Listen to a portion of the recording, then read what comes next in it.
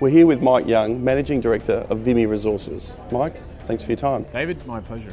Can you tell us a little bit about the company and its background? Yes, Vimy Resources is a rebadged version of Energy and Minerals Australia, which was listed in 2008, before my time of involvement. It was listed on the back of an asset called the Mulga Rock Uranium Project in Western Australia, 240 kilometres east of Kalgoorlie. It's a large deposit, the second largest uranium deposit in Western Australia. And I got involved in 2013, and then by 2014 we'd recapitalized the company and decided a name change and a new direction was warranted. And so we called the company Vimy, and yeah, we've been kicking goals ever since. Can you explain some of those goals that have been kicked? Well, basically what happened when I got involved is the company was in a fair amount of debt. It was convertible debt, but it didn't really have a path forward. And Andrew Forrest, through my past association with him through BC Iron, put in $12 million out of his private wealth fund, and that allowed us to then hire a metallurgist, get the debt converted to equity. That really gave the company a really good head start, and that's the time at which we decided to rename it. And we brought on, importantly at that time, we brought on a metallurgist named Tony Chamberlain, who's now our COO. And Tony's a hydrometallurgist with specific experience in uranium, and he's been really running the project. We went through a scoping study, a PFS, which we completed a year ago, and we're now coming down to the conclusion of a DFS, which will finish in March next year. On top of that, we've had more infill drilling. We had an ore reserve, made an ore reserve last March. We just recently announced, a couple of days ago, a second ore reserve, and we're now at a 10-year mine life, and we look like moving to about 15 years with further work. And how much interest does a project like this have on the global market? Oh, that's a good question. We plan to produce about 3 million pounds a year. The total market, utility market uses about 160 million pounds a year, 160 to 170 million pounds. So it's not insignificant.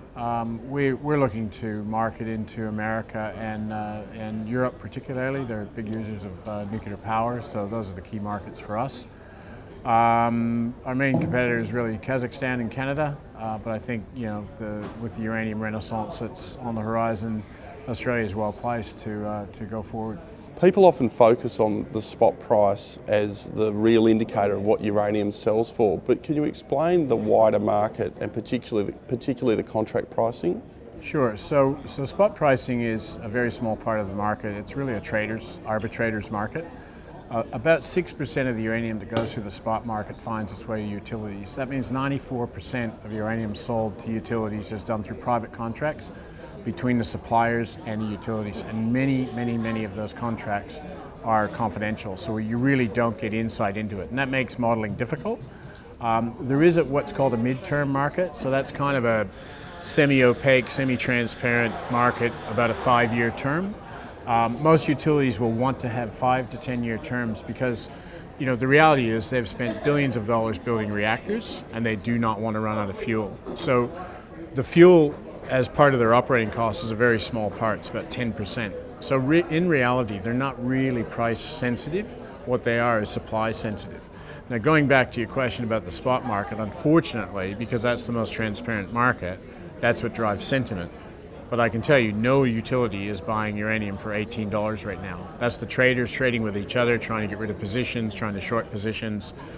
In reality, utilities are paying, if they're buying on spot, they're paying around 25. If they're buying midterm, they're paying in the 30s, and some people are still paying in the 40s and 50s. So, our job is to really find a niche utility who wants to supply from Australia, from a reliable supplier, and then negotiate a contract that will make our project economic.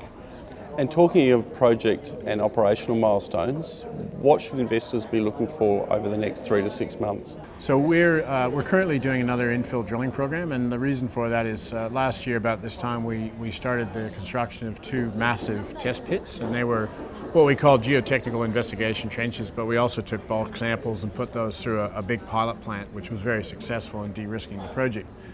One of the things we found was that the amount of metal in the bulk sample was 53% more than we expected in the resource model.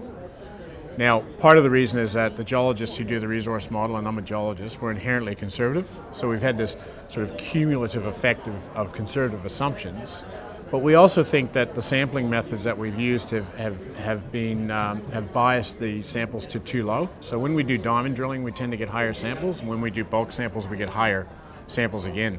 So there's something going on with the chemistry, and we're doing a diamond program right now, an infill diamond program, to really give us a handle on that. So the risk is to the upside, but we'd really like to understand just how much metal we've got. So that's going to be really important over the next few months. We'll be announcing results from that early in the new year, and then that'll go towards the DFS. And the DFS will be one of the major outcomes, and that'll be in March. So another key milestone for us will be the environmental approvals. So our public environmental review has been recommended to the Minister for approval. That then went through an appeals process. There were no red flags. That's being tidied up now, and we're hoping that the Minister will sign off on the PER by the end of this year. And that's a pretty important milestone for us, of course, the environmental approvals. We've got all the mining leases we need. So, by March, we'll effectively be mine ready. Mike, thanks for your time. David, it's always a pleasure.